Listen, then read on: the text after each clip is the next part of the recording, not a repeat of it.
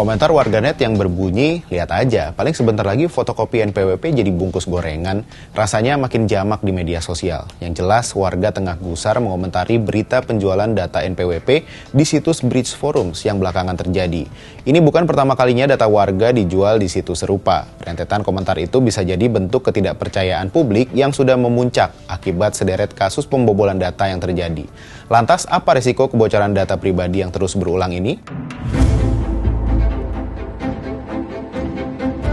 Rabu 18 September 2024, akun Bjorka kembali menjual data lebih dari 6 juta data NPWP di situs Bridge Forum. Tak tanggung-tanggung, dia memberikan data atas nama Joko Widodo, Gibran Rakabuming Raka, Kaisang Pangarep, Sri Mulyani Indrawati, Budi Aries Tiadi, Pratikno, Erick Thohir, Muhadjir Effendi, Hadi Cahyanto, Zulkifli Hasan hingga Erlangga Hartarto.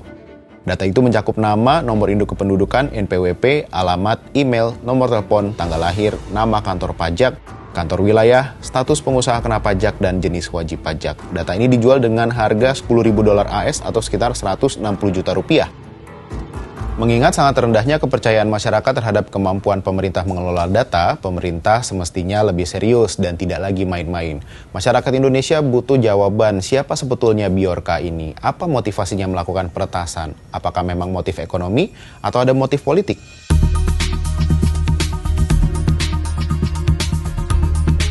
Insiden jebolnya data di Pusat Data Nasional milik Kemenkominfo membuktikan ancaman kebocoran data dan peretasan masih sangat tinggi di negara open source seperti Indonesia ini. Banyak pekerjaan rumah yang harus dikerjakan untuk mengantisipasi berulangnya kebocoran data. Pemerintah misalnya harus mengubah pola pikir menjawab persoalan secara defensif. Nah, adapun risiko yang bisa kita tanggung jika data pribadi bocor bukan sembarangan loh. Dampaknya bisa berbagai hal, diantaranya pencurian identitas. Pelaku kejahatan dapat menggunakan data pribadi yang bocor untuk membuka rekening bank fiktif, aplikasi kredit palsu, bahkan kegiatan kriminal lainnya atas nama korban. Jadi bisa saja kita dituduh melakukan kejahatan yang nggak kita lakukan hanya karena data kita bocor. Berikutnya, ancaman keamanan nasional. Penyalahgunaan data pribadi dalam skala besar dapat mengancam keamanan nasional.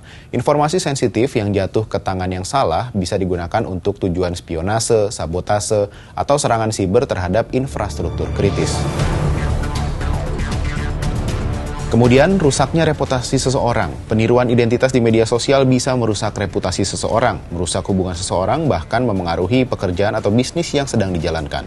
Selanjutnya, kerugian finansial. Kebocoran data tentunya bisa menyebabkan kerugian finansial mendalam, apalagi jika sudah digunakan untuk mengajukan peminjaman di aplikasi pinjaman online. Ketua Indonesia Cyber Security Forum Ardi Suteja menilai negara gagal dalam melindungi keamanan data pribadi warganya. Ardi juga menegaskan bahwa upaya membangun kesadaran terhadap pelindungan data pribadi tidak sekadar terkait persoalan anggaran. Pada pemerintahan mendatang dibutuhkan komitmen dari semua pihak, baik pemerintah maupun dunia usaha, serta masyarakat untuk mendorong kewajiban perlindungan data. Jangan sampai data pribadi jadi bungkus gorengan lagi. Sampai jumpa di Bahas Peristiwa berikutnya.